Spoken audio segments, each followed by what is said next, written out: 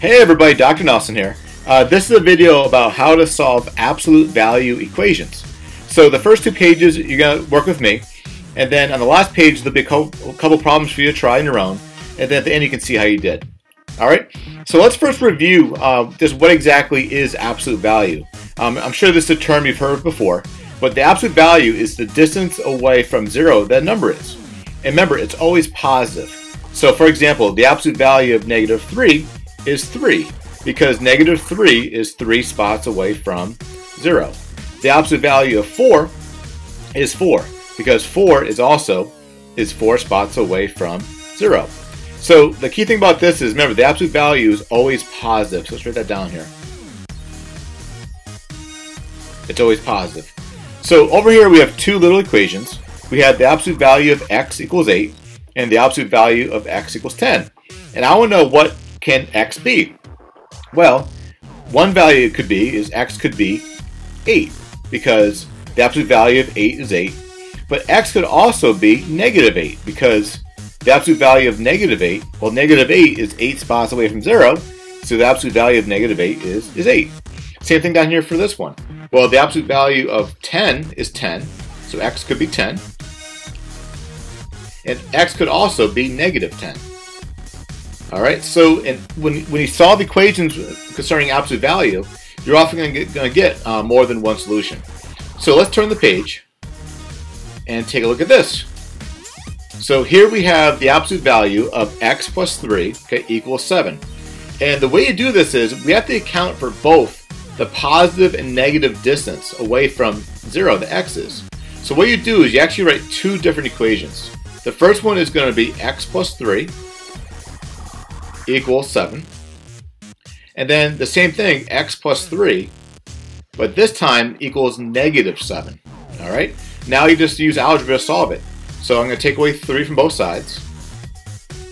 So one solution is going to be x equals 4. And then this one I'm going to take away 3 from both sides. And we get x equals negative 10. Okay? And it's good to always plug it in. If I plug in 4 in here, well, 4 plus 3 gives you 7.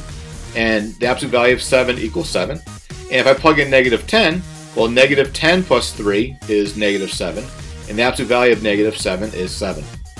Alright, let's do one that's a little more advanced. Okay? Here we have 3 times the absolute value of 2x plus 4 equals 18. So the way you handle this problem is, before we write down the two different equations, we want to get the absolute value sign all by itself. So I'm going to first divide both sides by 3. So now we end up with the absolute value of 2x plus 4 equals 6. And now we do the same thing we did over here on this side. Okay, so we're going to have 2x plus 4 equals positive 6. And then 2x plus 4 equals negative 6. And now we just solve, so I'm going to subtract a constant from both sides. So we get 2x equals 2. Divide both sides by 2. And we get x equals 1. So that's one solution. Now for this one, I'm going to take away 4 from both sides. And we get 2x equals negative 10.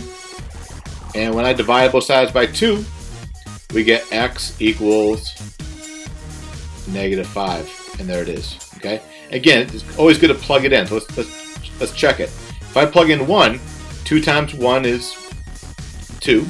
2 plus 4 is 6. And 6, the absolute value of 6 is 6. 6 times 3 gives you 18. So no, that one works. If I plug in negative 5, well, 2 times negative 5 is negative 10. Negative 10 plus 4 is negative 6. But the absolute value of negative 6 is 6. And 6 times 3 gives you 18. So that works. Alright, so now they understand how to solve absolute value equations. When you pause the video and try the your turn problems now, and when you're done, hit play. You can see how you did. Alright, good luck.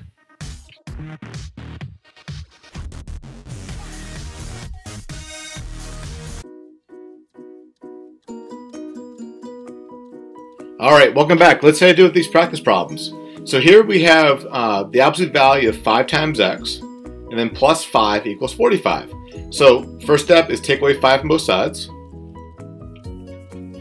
So we have the absolute value of 5x equals 40. Now we're going to write the two different versions. So it's going to be 5x equals positive 40, and also 5x equals negative 40. And last step, just divide both sides by 5. So we're going to get x equals 8.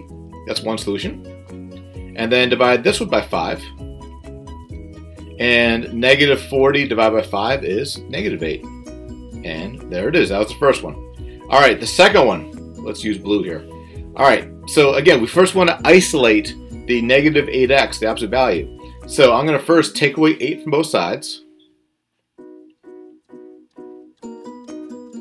So we get 3 times the absolute value of negative 8x equals 72. Then I'm going to divide both sides by 3. So we get the absolute value of negative 8x equals, well, 72 divided by 3 is going to be 24. So now we can write our two equations.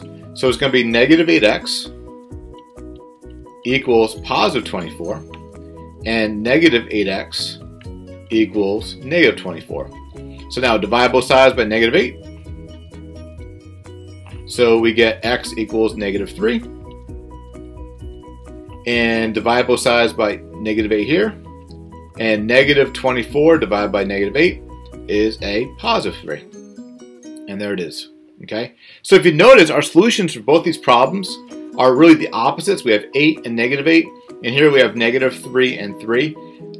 That does not always happen, so don't expect that. Sometimes you might have one answer of 5, another answer of, say, negative 2. All right, how'd you do?